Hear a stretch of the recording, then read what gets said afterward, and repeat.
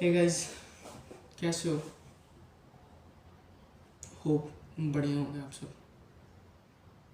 तो शुरू करते हैं।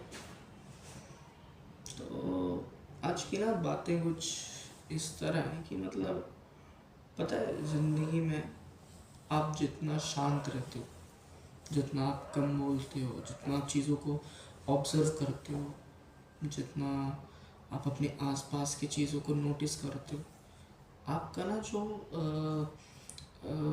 उसको क्या कहते हैं, दृष्टिकोण या फिर आपका पॉइंट ऑफ व्यू जो होता है ना, पीओवी जिसको हम कहते हैं, वो ना वाइड होता चला जाता है, राइट?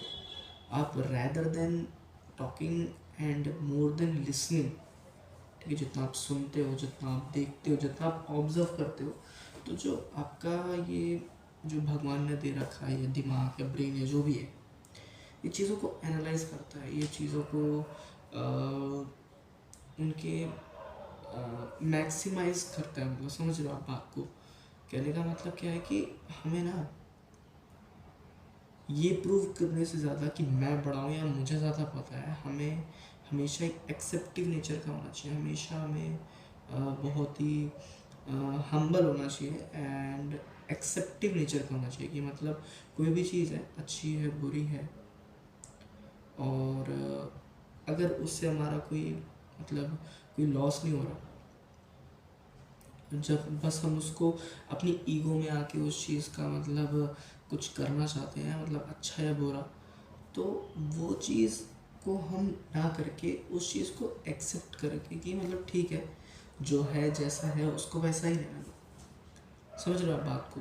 कि हमेशा एक चीज़ समझो, जितना आप चीज़ों को कॉम्प्लिकेट करते हो, है ना, कि ये ऐसे है, ऐसे ऐसे, ऐसा कुछ नहीं होता।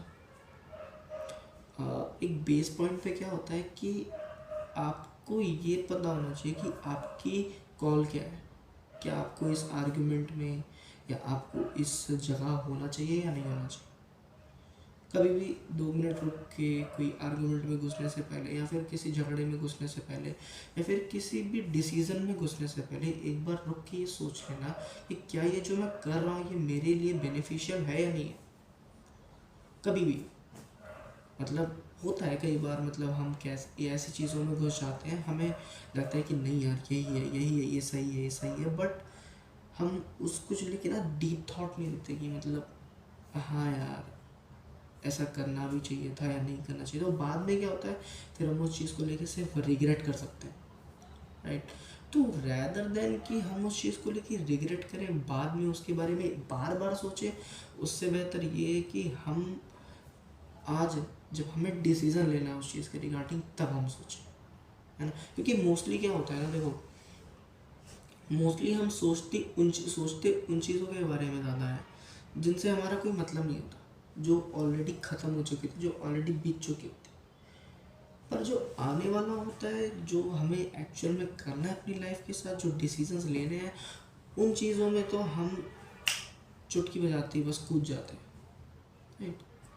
तो एक बात को समझो कि कोई भी चीज़ अगर है, कोई डिसीज़न है, कोई भी, वो करियर ओरिएंटेड हो सकता है, वो फैमिली को लेके हो सकता है, वो किसी भी चीज़ को लेके हो सकता है, बट ऑलवेज ये सोचो कि किसी भी चीज़ की सिर्फ दो साइड्स होती हैं, या तो वो अच्छा है या तो वो बुरा है ना? अच्छा बुरा होगा तभी वो रियल वर्ल्ड में एग्जिस्ट कर रहा है भाई, right? So rather than thinking of cons, just think of positives. And even if, like, if there are more cons than positives, then you should absolutely go for the cons and just drop the plan, right? But if you want to uh, make something better, if you want to uh,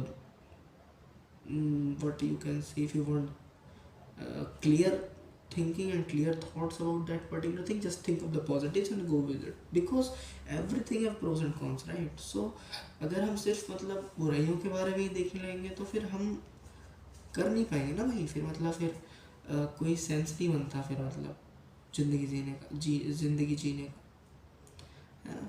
मैं जानता हूँ मेरी बातें sense नहीं बना रही, मैं ये अपने पीओवी से ये बात करने की कोशिश कर रहा हूँ कि जो मैं आजकल फील कर रहा हूँ या फिर मैं जो महसूस कर रहा हूँ वो सारी चीज़ें इन सब से एब्सोल्युटली आप लोगों को कोई मतलब नहीं है, मैं ये खुद से ही कह रहा हूँ, है ना।